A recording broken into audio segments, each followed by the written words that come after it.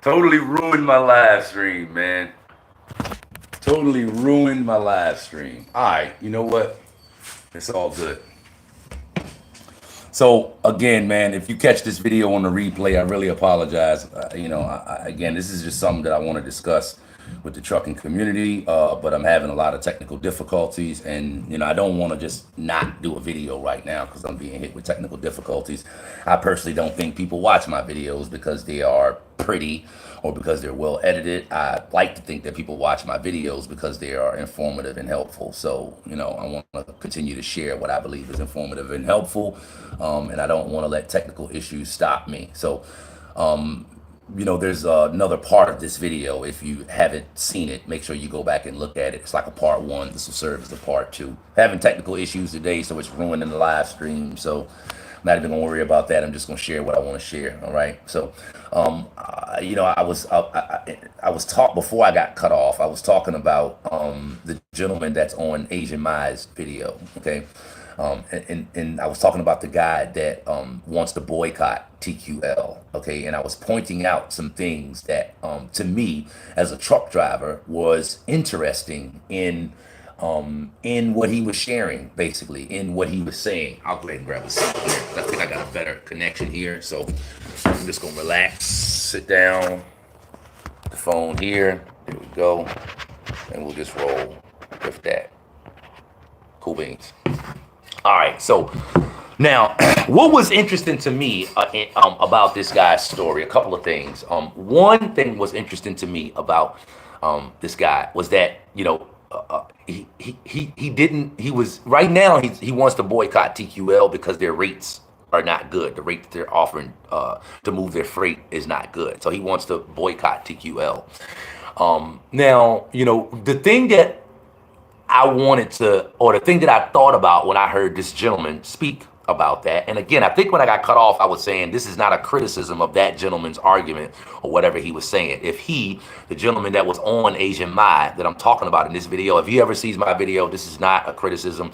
Again, I've already admitted I don't necessarily work with brokers, so that I may not understand. These are just the things that I, as a truck driver, see, right? So. But, I've been saying in my videos for a while that the way it's important how you get in trucking. Okay. And, me and a friend of mine were talking about this subject today. And the way he put it was, you have to factor in long-term accounting when you're coming in trucking. Okay. So here's what I mean by that. I did a video a few years back when I was a little bit newer in trucking and a little bit less experienced. But it was at the point in trucking that truck prices were just starting to go up. And people were questioning, whether they should wait to get a new truck or whether they should go ahead and get a new truck. This was just a year, maybe 2 years ago at the most. And at that time, based on what I saw, based on my perspective, I actually said in a video, it doesn't really matter how much you pay for a new truck. This is what I said in that video. Doesn't matter how much you pay for a new truck or for a truck as long as you can make money with it.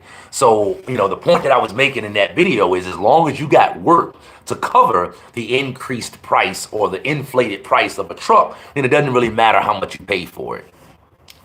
That's what I said at that time, okay? I don't subscribe or ascribe to that mindset now, okay? It's about factoring in long-term accounting. Okay, so here's what I'm saying.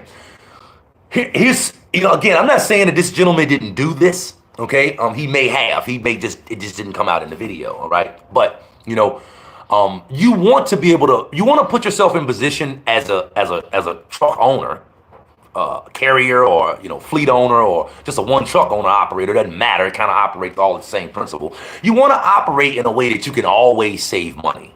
Okay, and what it sounded like to me. Here's what I'm going to with this. What it sounded like to me is the gentleman that's in this Asian Mai video that's talking about boycotting TQL, that used to do household goods, that got into general freight. When the freight market was going up, it sounded to me like he might have also got in the market at the time that truck prices were up. From my understanding, generally speaking, truck prices are kind of a reflection of what the freight is paying that the trucks are going to haul. So freight is paying good. It might be possible that truck prices are a little bit higher, and if freight is not paying that good, it might be possible that truck prices are a little bit lower. Yes, I am not here. I'm not. There you go. I guess, like I said, the point is, you want to get into trucking or any business. As far as the numbers, you want to get into it like it's bad times.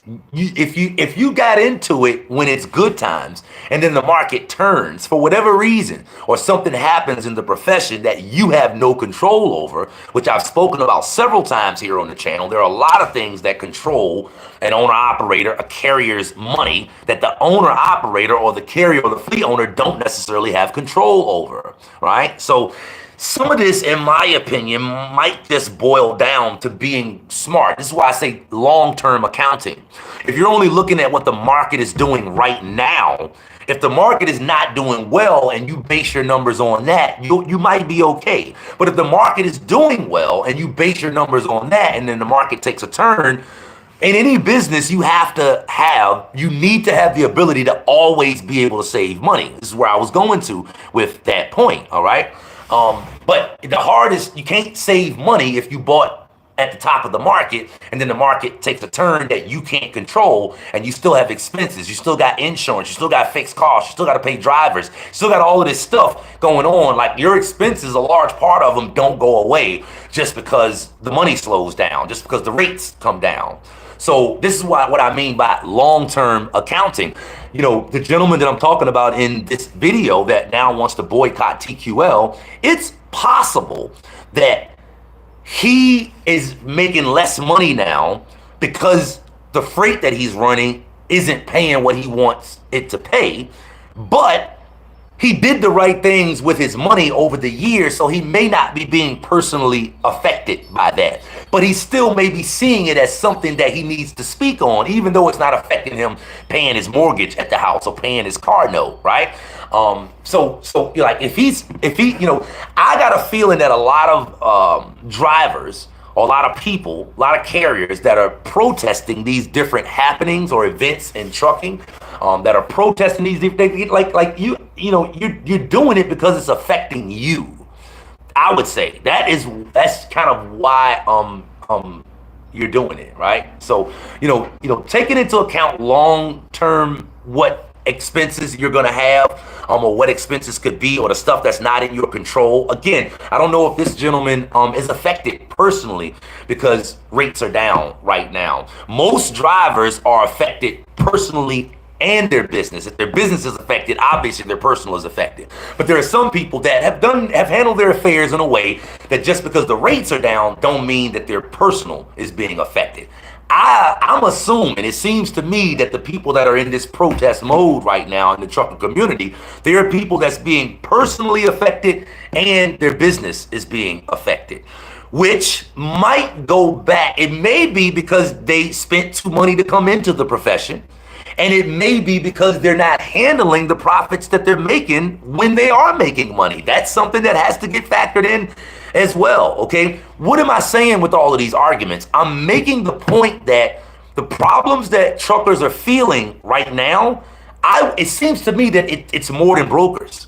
Seems to me that it's more than brokers. There are things that's happening in the economy right now that's affecting truckers' bottom line, And while, okay, I'll accept that the brokers may be part of the problem, to the drivers that's saying, the brokers is the problem, that's it, we hit them, and that's it, like they're the main problem and they're the only problem, and all brokers are unscrupulous. Again, to me, that argument just makes no sense at all. Some of these other things have to be discussed, have to be talked about as well.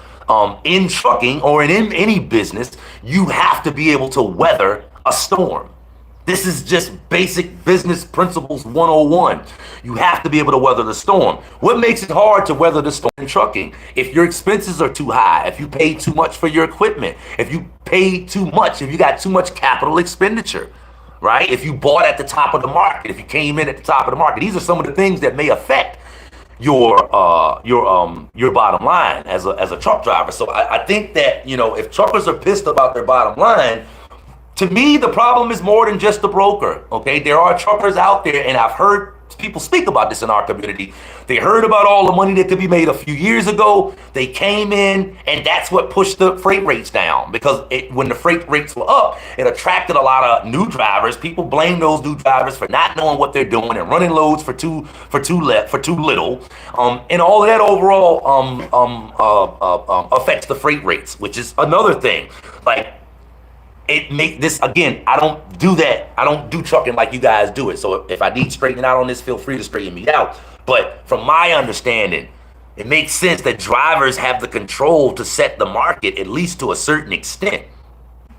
This guy that was in this video talking about how TQL should be boycotted was saying that no driver should take a load for under $3 a mile. When I heard him say that, I'm like, I agree. But you ain't never gonna get consensus on that. like if that's just your best solution, listen, we can straighten out this problem with brokers by all of us making sure that we don't run any load less than $3 a mile. Like, you're never gonna get enough buy-in from that, in my perspective. You're just not, okay? Truckers have too many different circumstances. Owners, carriers have too many different circumstances. Apparently, that's why that hasn't happened. You know, I've always said that, you know, where there's a problem, there exists a potential solution as well. So the same way I said earlier, well, if truckers have identified a hole in the broker marketplace, meaning there are no brokers that operate with integrity, right? If truckers can identify that, then they can move into that space, right? But it's like that, you know, it's like that for everything, okay? Wherever you identify a problem, you can move into that space. It actually slipped my mind what I was talking about. It actually slipped. I get off on these rants and it slips my mind just a little bit what I'm talking about. So, long-term accountability. Here's what I was saying. I was saying that if where there's a problem in the marketplace, there also exists a potential solution. Sounds to me like if owners and carriers don't know how to book loads and don't know the importance of booking loads and don't know what it costs them to really operate a truck, so they're booking loads at $1.50 when they really shouldn't be taking them for no less than $3.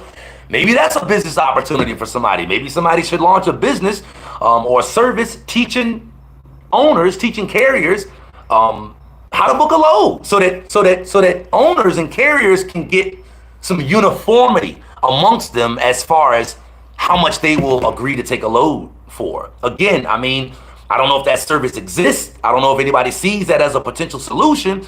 But if the accusation is owners are coming in and don't know what they're doing, don't know what it really costs them to run a load or to run their truck, and so they don't know what they should be getting paid to run their truck, then hey, solve that problem. Start a service educating owners, okay? Brokers are all on one page as far as what they're doing and what they're putting out in the marketplace. They're all on one page as far as what they're doing, it seems like, okay?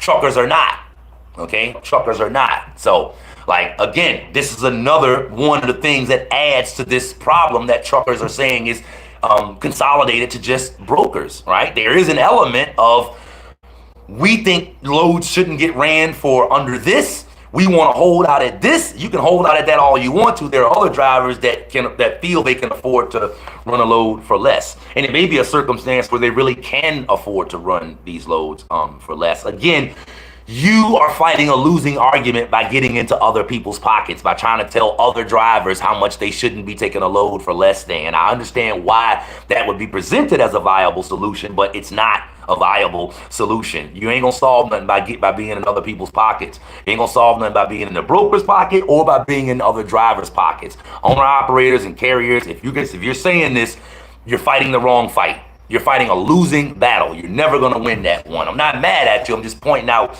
to me what is a clear observation. All right. Another bullet point I want to hit on here, because I've actually been on for a while and I've hit on a lot here. I've shared my perspective on why I don't, and I believe these were very valid points, but I shared my perspective on why I don't believe that brokers are the only problem that owners and carriers are dealing with, why I don't even think that they're necessarily the main problem. I've also shared my perspective on the importance of long-term accounting as a business owner, as an owner operator, as a carrier. Okay. You know, if you come into trucking when times are good and you say, well, because freight is paying this, I can afford to pay this for a truck. If things turn, now you have a problem. This is how people end up basically living in the truck or having to run harder than they want to because they got bills to pay and the market has turned and now they feel like they're not making any money. You know what I mean? So, you know, and the last bullet point that I want to hit on this. Now, family, I want to say one more time for anybody that just now came in or anybody that watches this on the replay. I'll admit, I don't work with brokers much. I don't have a whole lot of experience with that relationship and the interaction in that relationship. I'll admit that. But before anybody comments on here or says or feels, you shouldn't be talking about the subject because you don't know what you're talking about. I get why you would say that, but I feel like I'm the perfect person to be talking about the subject because I'm a truck driver. I understand economics and I don't have a dog in this fight. I'm not biased. The truck drivers that are pissed off at brokers have a dog in the fight. And when people hear your argument, they are factoring in that bias. They are absolutely saying or questioning whether you're thinking rationally or not, because your argument is all on one side. It's not based in logic, okay? So, you know, I've given my perspective on the importance of long-term accounting. Shared a lot of nuggets, I feel, with you on that one. And now I want to get into the importance, the last bullet point, but I want to get into the importance of what you do with profits. Touched on this a few minutes ago, but this is very important because this can also protect you in a downturn, okay? You know, the argument was prevalent. All of y'all remember it. The argument was prevalent a year ago, year and a half ago. Load don't pay $6 a mile, I'm not moving my truck. It was prevalent online that drivers were turning down loads that paid in regular market conditions good money. That was prevalent, right? It's like, why are these people turning down money that pays good loads? Obviously, they felt like they could get more, okay? Again, you know, like, I think that's relevant in this argument, okay? I spoke on that a couple of weeks ago in a YouTube video that I did, right? To keep yourself from being in fear of the uncertainty of what's going to happen tomorrow in trucking. A lot of us feel like we got to get all that we can today because we don't know what's going to happen tomorrow. But a year and a half ago, drivers were willingly passing up what paid good today because they felt so secure in what was going to happen tomorrow. Again, that's not an all-weather philosophy. That's a philosophy that only works when the market is good. But that is a philosophy that will let you down when the market is bad, okay? So just wanted to point that out. But I want to get into the last bullet point, which is about profits, which is about what you do with your profits as you're making them. There's another video that I was watching on Asian Mai's channel from a guy. Again, I'll leave the link to this video in the description so that you can get more context in what I'm saying now. I would encourage you to watch this video on Asian Mai's channel. But it's a guy in there that has pretty much got like a brand new luxury Mercedes Benz. Okay, and the title of the video is something to the effect of I lived in my truck for 10 years. Okay, he talked in this video about how for the first 10 years he didn't spend any of his trucking money. He talked about in this video how for the first 10 years of his trucking, of him driving a truck, at least for himself, they lived off of his wife's income. He talked about in the video how now, and I believe I heard him correctly in the video, he has no car payments, he has no house payments, and he attributes that to going to work and banking a majority of what he made in trucking for the first 10 years. That put him in position to be able to make the type of moves that he's able to make now. I'm gonna encourage you to go and watch this video because as I was watching that video, I was just thinking, it's, you know, to me, here's the blueprint of how a driver, an owner, a carrier, doesn't really matter to me, but how an individual should approach trucking going forward in 2023 and beyond. I would say that trucking is still a good profession. Okay, is trucking changing? Yeah, I mean, just in the 7 years that I've been out here, I can see changes. And, you know, my dad was a truck driver for years. My brother's been a truck driver for years. I'm hearing about changes as well. So, you know, but I would still say trucking is a good blue collar way to be able to feed your family overall, right? But on the flip side of the coin, you need to approach it the right way, okay? And to me, what I think I see is too many people putting too much stake, putting too much of an interest into just trucking, like, and nothing else. I really don't believe that you should take that approach to any profession, to anything. The way the world is right now, I personally believe that no matter what your job is, no matter how secure you believe it is, no matter how much income you make, you need your own thing on the side, because that something can happen. Some things can happen that are out of our control. As a matter of fact, things are going to happen that are out of our control. It's not a matter of, you know, if they'll happen. It's a matter of when they're going to happen. If you want to insulate yourself from that as much as you can, you want to solidify your income when you can. They call it securing the bag. You want to secure the bag when you can. And so it's like, you know, the people to me that are, I mean, I guess it can still work, but to me, the people that are 100% solely, and I'm one of these, so I'm not pointing the fingers at anybody, I'm talking about myself as well. To the people that depend solely on driving a truck or operating a truck to pay their bills, you know, I'm not a fleet owner, so I can't necessarily speak for them.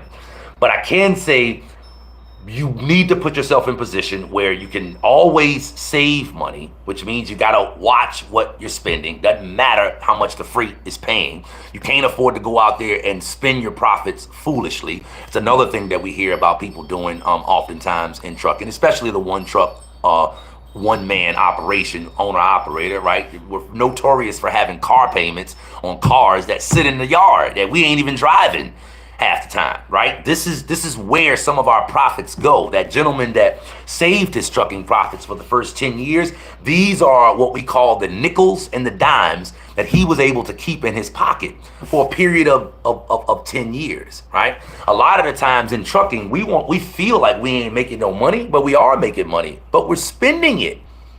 Okay, we are making money sometimes, but we are spending it, and sometimes we're not spending it on the right things. You know, sometimes for me it feels like I'm not making any money, but I know that that's a false start.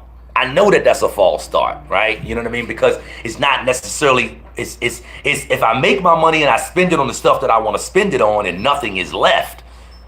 And I'm saying I ain't making no money because of that. You know, again, it's what you do with your profits, you know, over a long-term basis. So, you know, I've often said in trucking, it's hard to count your money because you never know when you're gonna have to give some of it back, right? Like, you think you made a profit this year, and then next year you have a bad year, and then the bad year mess around and eat up the profit that you saved from the first year. So this is again, you ain't gonna change the wintertime.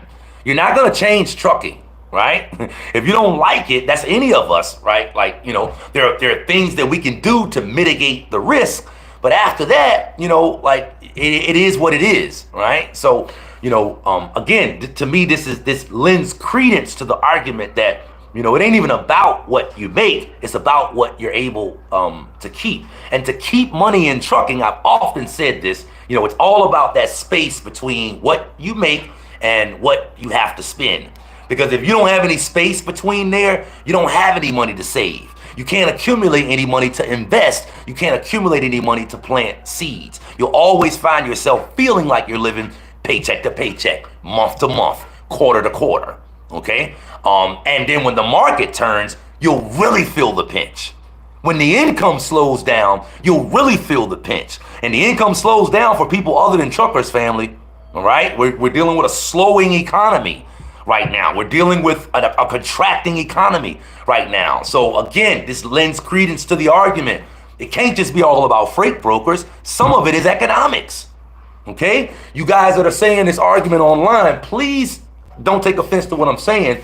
Hear what I'm saying, and again, I'm just saying as a truck driver, if I see the holes in this argument that freight brokers are the only problem, Again, if you want the public to hear your problem and accept it as being a valid problem, you might not want to be so biased, right? You might not want to just be harping on the negatives of the broker, because logic tells me that there's a reason why brokers are out here. Obviously, they're filling a need. And logic also tells me that there has to be some good brokerages out here. They can't all be corrupt.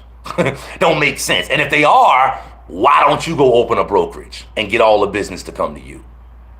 So, family, that's pretty much what I wanted to share with you, my perspective on the argument that, brokers are a problem in trucking. I'm not saying they're not, because I don't necessarily deal with them. I am saying that call a spade a spade. Don't blame brokers for things that they may not be, you might can't blame them for. Don't blame brokers for you spending too much on your equipment and now the market has turned and it has put a squeeze on your profits. Don't blame brokers for you spending money foolishly and now when the market turns, you don't have that extra cash, right? Don't blame brokers for these things. Be willing to accept your own responsibility. And again, don't want to piss anybody off. I feel like you guys should hear me because I'm one of you. I'm not on the broker side, okay? But I'm also not necessarily on the side of the truckers that want brokers to change. I don't deal with them much. This is why I feel like you guys should hear what I'm saying. I'm one of yours. And, like if you don't want to hear feedback on your argument from anybody else, you should definitely be willing to hear the feedback from one of your own and then say, okay, based on what he's saying, if some of that has merit, then we might want to try to revamp this complaint a little bit more. Because again, to me, from my opinion right now, it just don't make sense. The argument don't make sense, and you're fighting a losing battle, even if it did make sense. All right. So here's what I'm gonna do real quick, because that was pretty much what I wanted to share with you guys. I'm gonna scan through some of the comments that you guys have shared here on the live stream. Comments came through on the other live stream. I can't look at them right now because they got broken up, but I'm gonna put all these together. These both, all three of the video parts that I did today, that all of them got, chopped off, and I'll re-upload the video so you guys can see the whole thing. Normally, I don't leave my live streams public, but I'm gonna leave this one public because, again, I really feel like this is information that the people that are affected by this need to hear and need to be thinking about. Okay, so let me scan through a couple of these chats right here, and we'll go from there. Shape World says hello. Martell Holloway says, may you pick a topic today, brother. I don't know whether Martell is saying, may you pick a great topic today, brother. I think what you might be saying is, man, you pick a great topic today, brother. Let me know, Martell, whether that was a typo or not. Extreme Picks, is the market good for me to go to Prime Trucking School? That's a little bit off the topic, Extreme Picks, but what trucking school you're gonna go to, we talked about this in the live stream that I did yesterday. I would recommend, because I don't want to get off track too much in this live stream, I would recommend you go back and look at the live stream that we did yesterday, Extreme Picks. It's only gonna be up probably for another 6 or 7 hours. I only leave my live streams up typically for no more than 24 hours. I did this live stream last night at 9 o'clock, the one that I'm referring you to right now. So it won't be public to any longer past tonight at 9 o'clock. So go on and take a look at it, all right? Overall, I'm going to say yes, the market is fine to go to Prime Trucking School, but definitely go check out that video and be sure to look at the comments. There were a lot of good comments that came in on that question that you're asking about Extreme Picks. Martell Holloway, bro, you do not display yourself. You got the great topic to talk about. My wife is a dispatcher / broker. Look at all the companies that's not getting paid in drivers, man, in Nevada at Tesla, mother trucker. You said a lot in there, Martell, but I ain't really understand. I don't think I understood the gist of what you were saying. I did hear you say your wife is a dispatcher and a broker. That's interesting. Joshua S says facts. Joshua S says too much truth. All right, family. So look, that's all I wanted to share with you guys in this video. Again, I'll leave this one and the connecting parts to this subject. I'm gonna get them all together and upload it as one video. I'll leave that one up. So if you caught just this part of this discussion and you want to catch all 3 parts, it's still on my channel right now. It's in the process of uploading. Be sure to go there and and take a look at it. But other than that, I appreciate you for hanging out with me. I appreciate you guys for being willing to deal with me through the technical difficulties. I'm gonna check on that shit right now because it really slowed me down today. See you guys in the next video. I'll be live again next Friday at 9 o'clock, family. I'll see you guys then.